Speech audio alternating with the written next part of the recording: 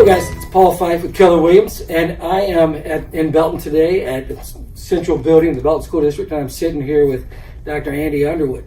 And we're going to talk a little bit about him and his experience, kind of how he got here, and about the district, and then we'll kind of end with graduation updates.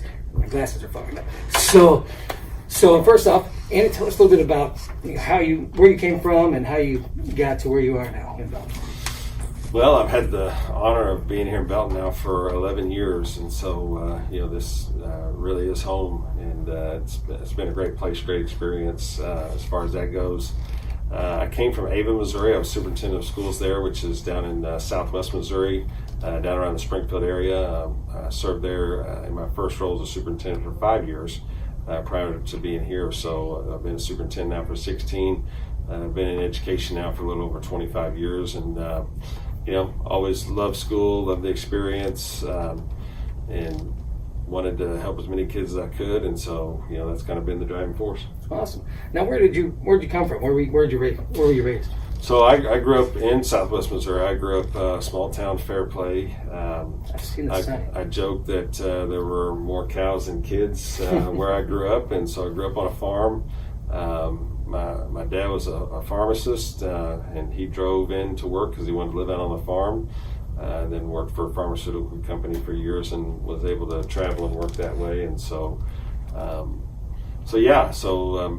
have two siblings, an older brother and an older sister, and so our parents were big about education. So all of us actually have college degrees, and so they were big on us being a part of it. And so my other brother and sister are not in education, but I stuck with it. I went to school, graduated, went to school, graduated, and got a job in school. So nice. Everything has been school for me. And so just had a great experience. You learn a good work ethic, I think, growing up on a farm. And my mom's still there, and so I still help her out and do what I can in regards to that. So it's always a great weekend trip or something like that where you can get your hands dirty and maybe distract your mind. Awesome. So now some people may not really know about the path to go from college to the superintendent. Mm-hmm. So were you in the classroom for a while as a teacher? Or? Yeah. I was a classroom teacher for 7 years. I was a building administrator for 2 years before I moved into central office. So I had about 9 years prior to that nice. That I had been in the classroom. And then in that I also did some coaching and some sponsoring activities. Sure. Really just felt like I got a lot of good experiences. Worked with some special needs students at different times in my career as well. And so you really see opportunities to help kids and grow, because so many times we get in a general track where you think about just reading, writing, mathematics, sure. But there's a whole lot more to it. And so I'm thankful here in Belton that we've got a lot of programs to help a lot of kids from preschool all the way up through high school, and we even track them after they graduate to see where they are and see what they're doing, and nice. We hope success for all of them. Awesome. I graduated from Belton in '88, so my graduation time was actually Belton High School, the former Belton High School. They were tearing down the bleachers and doing all the old concrete bleachers, and so we were like one of the only ones to not have graduation at the school at that time. Gotcha. So that was kind of weird, and even the building itself, we call it the senior wing and the other wing that's on the right, mm-hmm. They didn't have AC, so those were being remodeled. Actually, the new one did. The other one didn't. And they were remodeling and adding onto it, because I believe they were bringing the freshmen over there the next year, if I remember correctly. But something that's been cool to see is I've had 5 kids. My wife and I, between us, have had 5 kids go to this school. You probably know them all. Yeah. And they've, with their time in Belton, or even before my oldest, Grace was opened up. And if I remember correctly, and that was before you were here, I'm sure, mm-hmm. Yes. and Grace was like one of only a couple in the state, if I remember correctly, when it opened. Is that correct? Yeah, our Early Childhood Center really has done phenomenal. It's been actually the Missouri Early Childhood Center of the Year. We won that award, I think, back in 2017. Awesome. And so that was against all early childhood programs throughout the state of Missouri. There are a number now, and really the state has seen the value in early childhood education, and so they're really trying to make a big push. They're just actually consolidating programs this year because we've got a lot of different little pieces, and they really want to have a main focus on early childhood, trying to get our students in sooner, just trying to help them acclimate. And part of it's socialization, part of it's being around other children of their age, but then there's also just getting them really experienced in lining up the little things in life that we take for granted. Sure. And so working together and schedule, and just there's just a lot of little things that matter, because we just I joke and say we weren't born to know how to line up at the license bureau, so somebody taught us how to do that. And so there are things that are just little things in life that we learn, and so if we can get those things out of the way at a younger age, then we can focus more on the academic piece of it as they get older in their educational career. That makes sense. Both of my boys, they're in college now, but when they were little, they both had ear infections all the time and had tubes, and ended up having some speech issues. Mm-hmm. And due to grace, they were able to start speech before kindergarten. Nice. And by third grade, they were done. Good. So Josh went from speech, when he was 3 and 4 years old, to doing the graduation speech when he graduated. So that was pretty cool. Yeah. And Josh, he doesn't shut up very often, so his speech is just fine now. So, that's kind of cool that we had that opportunity. I've known other kids who are now adults who went to schools where they didn't have that opportunity for speech earlier, and they still have a speech problem now as adults. And it's something that, as a parent of kids who've been through it, I'm like, dang, it was so easy to. Well, maybe not easy, but it was the opportunity for them to get it corrected at a young age. Was awesome. The sooner the better, and that saying is true, especially when it comes to speech. We see a lot of students that if we can catch them at an early childhood age, a lot of times by the time they get to second grade, we see a significant, I would say when I mean that, probably 80+% or more are able to graduate out of that piece in regards to development of just the work that our speech language pathologists have worked with them on. Yeah, that's what my boys were, and they vaguely remember it, but they were able to do that with great help. So something else that I've been observed and been impressed with in Belton over the years as an adult is, just the facilities that have been added and are going to be added, I think, in the near future. Of course, the pool. I don't know how many schools in Cass County have a pool. Are we the only one? Yeah, as far as in facility, yes. Okay. And I know when I was in high school, the swim team consisted of one guy and Sharon Horn as, I think, his volunteer coach. And I'm not sure even where they practice. It's been a couple of years, but that gradually now we have a swim team and a pool. So that's pretty awesome. That humble beginnings became something more, a better opportunity for kids. So what else is coming up? I know recently a bond was passed, or not? Was it a bond, or was it? Yeah, so I'll go back just a little bit. So sure. Obviously the election of 2020 got pushed off because of the pandemic. So we did have a bond election in June, because that's when they pushed the election off too. Right. So we had that bond issue that was passed. And so that was mainly focused on secure entrances, and you're starting to see that in some of our buildings right now. If you drive by them, we're going to have a little bit of a push out or pop out or renovation to where we're going to have multiple steps for people to get into our facilities. Gotcha. A lot of these buildings, they're all different ages, but we have a lot of 1950s, 1960s. Sure. So you really didn't think about intruders and that type of harm coming to schools, but as we know, because of unfortunate events that have happened over the last 10 years, that you have to be better prepared for that. So sure. We've got a lot of locked facilities right now, but we feel like we need that extra level of security, and so we're putting that in. So we're putting safe, secure entrances in all the facilities across the district. Nice. So that's going to happen. We hope to have that done this fall. A lot of work obviously will be done this summer that people will see. Also, we're putting a lot of money into rooftops. People don't see that, but the kids see it, whether there's buckets in a hallway or something of that sure. nature. So we're working on a lot of roofs throughout the district. And then the last thing we'll do with that bond is we're going to come back with some parking lot work. We want to get all the heavy equipment as far as the roofs done and everything as far as the construction piece, then come back with some repair and replace as far as some parking lots are concerned, because we've got some aging sure. Structures there, and we have a lot of school buses that go across those parking lots, Right. and can definitely put a lot of wear and tear. And so therefore we've got to come back and do some work there. So we accomplished that back last June. We also then came back with a levy transfer that we did here just this April. And so the transfer was that we had to go out and ask voters for permission to move money from our debt service fund into our operating fund to use for salaries, because to get in the weeds a little bit, you can't use debt service funds to pay salaries. And so we had to ask for permission to move those funds. We moved 50 cents. We can still pay our bills, so we're going to be fine there as far as our debt service is concerned. The board has been very aggressive about paying down debt, so we were ahead of schedule, and so that afforded us or allowed us an opportunity to move that over.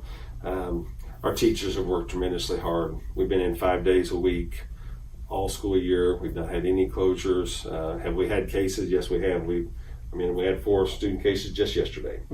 And so, and we've had staff intermittently. We've got 1 staff member right now that's out with COVID. So we've had that, but we've been able to maintain a core group and have instruction. We still have students that are virtual, but that was their choice. Sure. To do that from home because they're concerned and may have health issues, and we understand that. So we've got staff working with them, but then we've also got our in-person students as well. We've tried to have as many, and if not all of our activities that we could.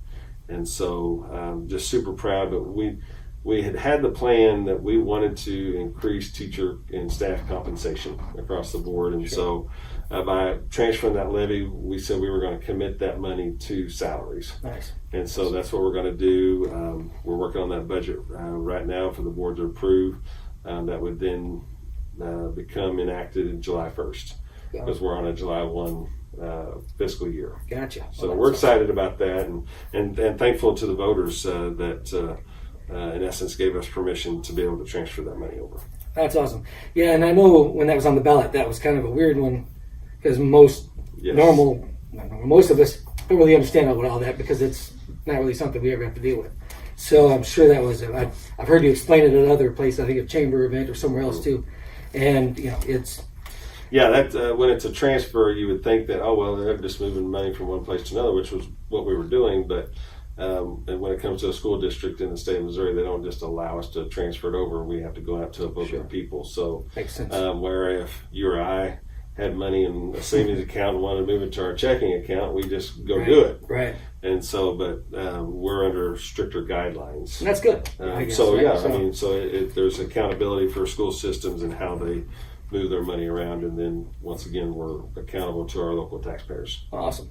Well, I know through last year and this year, COVID's been crazy, and a lot of the schools in general, not just us, but schools everywhere, have had to adapt on the fly to a lot of that. And I know even guidelines were changing regularly, and you guys were, from what I've seen as an outsider, since my kids are all out of school now, it seems like the district, and frankly several districts around the area, did a pretty good job with what they had, and I know there were some challenges with technology and having the teachers be able to do what they were doing, but it seems like from what I saw and heard, it seems like the district did a good job on that.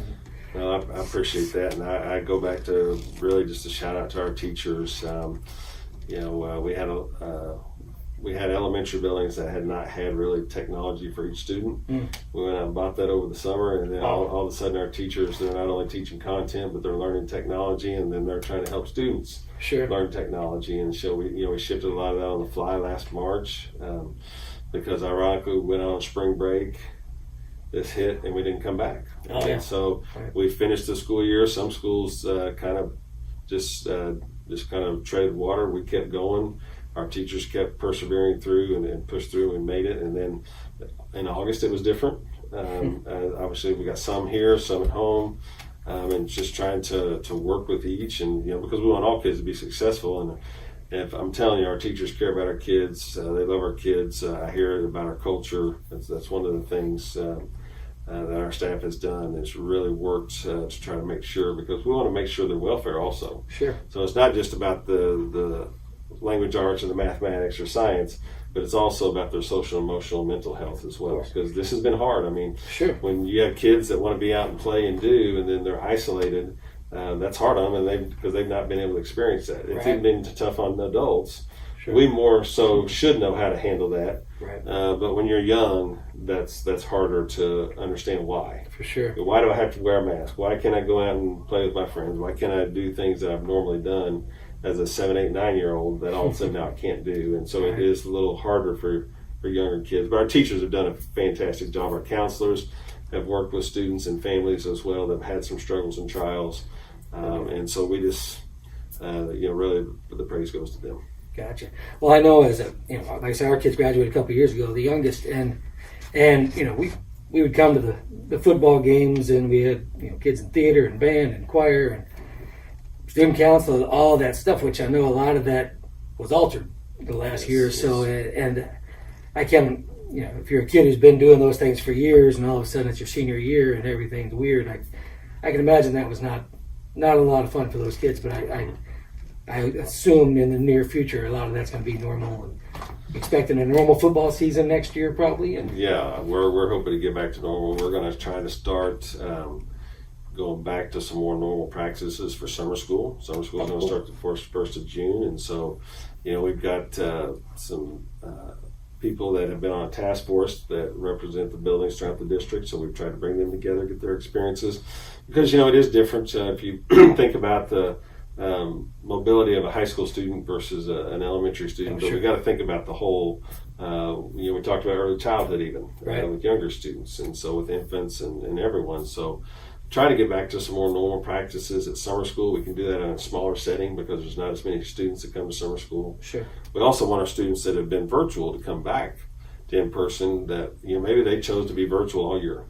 But if we can get them back in for summer school and get them back into some of the habits and some of the practices that they've missed out on for the last year, maybe summer school can kind of help get them ready for next August. And so that way we can be more normal and have some more practices. We're trying to watch what the CDC says. They're trying to, as they've learned more and more about this virus, obviously that helps them in relaxing some of the mandatory requirements, because I think, if you think back to March of 2020, we were all locked down. We just didn't know what to do. Right. We just didn't know how it was spreading. Right. And so I think they're gaining knowledge on that. And so that's been helpful and beneficial. And so, I'm hopeful for normal next year, but we're going to start trying to move some of those practices during summer school. Awesome. All right. So it's May. Pardon me. So I forget what time it is. It's gone by fast, actually. So we've got graduation coming up, and of course that's going to be altered a little bit too. But it sounds like you've got some good plans. And you mind sharing what's going on with graduation? Sure. Yeah. May 14th is our planned first day for graduation. So that's a Friday evening, 5:30 and 8. We're going to have 2 ceremonies. Divide up the student body. We've got 300 or just a little over that are going to graduate this year. And so, but we don't want to limit families that want to attend. It's a big event. And so therefore, we're going to have it in 2 separate periods so people can feel comfortable about coming and not be, too squished together. Sure. And so we're going to have those opportunities. Now, if Mother Nature doesn't allow that, let's say we have a big rain on the 14th, we've got backup plans for Saturday morning or Saturday evening and through the weekend. We're going to graduate that weekend because we know family comes in from out of town. People want to make plans. And so the Friday evening, we got a great stadium. Southwick Stadium's, a great place. And so it'll house a lot of people. And with the surfaces that we have, even if we have rain during the day, we'll still be able to have activities that evening, and people will be able to be in their nice attire and not be soiled or anything of that nature. So we've got a great opportunity. We did it last year in June as we waited a little bit and had a graduation ceremony out at the stadium. We'd been at Cable Dahmer, which is the arena in Independence for the last several years, probably 7, 8, 9 years. So last year outdoor was the first time in a long time, but we felt like it was safe, and it is a great place, barring weather. We think it really is going to be a great event and a great experience for our kids and families. So you said it's 5:30 and 8? Yes, 5:30 and 8. Kids will select which one they want to go to. Okay. If one of them spills up, then obviously everybody else will be at the other one. Gotcha. But like last year, we weren't exactly 50-50, but it was fairly close, and so the kids got to pick which one they wanted to be at. Nice. And so I think that worked, because sometimes it's family members that they're trying to work around schedules. Sure. As well, and so maybe mom or dad can't get off work, so they want to do the later one, or Makes sense. they got a family, or maybe grandparents want to be at the earlier one because late doesn't work for them. So we've got the two opportunities, and so we'll just cross our fingers that it's a sunny, little breeze, 75 degrees, and everything will be wonderful. Nice. That'll be good. That'll be good. Now, will you get to have the band or choir or any of that stuff? We had some of that last year, but small numbers, and so the plan is to try to increase them and have them involved this year as well. So we think we're once again trying to work more back toward what we would consider a normal graduation ceremony. Awesome. Just two of them instead of one. Sure. Good deal.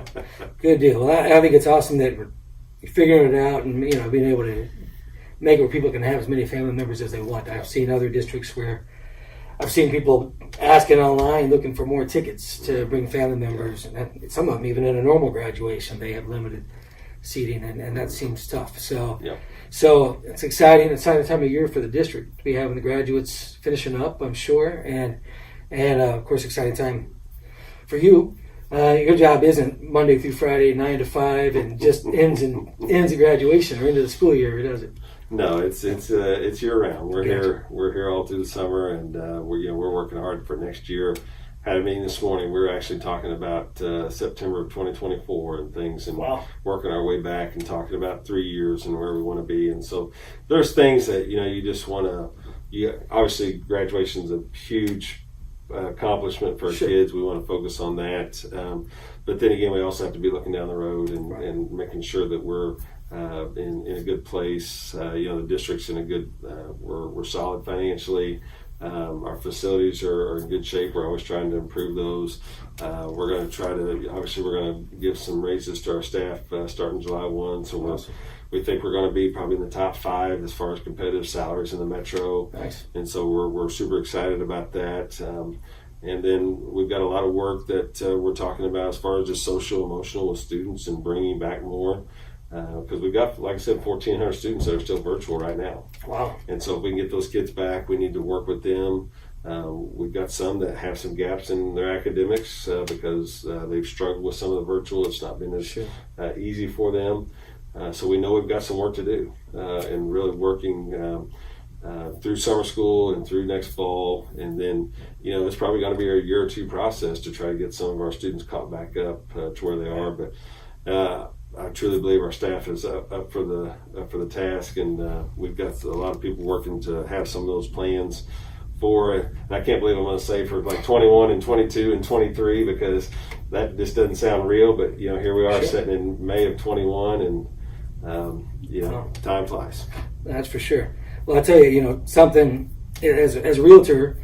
School districts matter. When people want to buy a house, not everybody, but when a lot of people are looking at the districts when they buy a house, and I know Belton's got a good reputation. Actually, so is right back. I think you guys are similar in many regards, and I appreciate that. I think a lot of that comes from the leadership from you, and of course all the principals and everyone else within the district, and that's wonderful to see that. I know that affects the kids as well as the community, so I appreciate that. But I should probably wrap this up. I just wanted to thank you for talking to people today and talking to me and people and sharing a little bit of information, and hopefully we have a good weather on graduation and a great future for all those new graduates. So we're looking forward to it, and thank you for the opportunity. And no problem. Just hope everybody has a wonderful end of the spring and summer, and hope we all get back to some normal activities and family and friends and just having a great time. Good deal. Well, thank you again. Thank you guys for watching.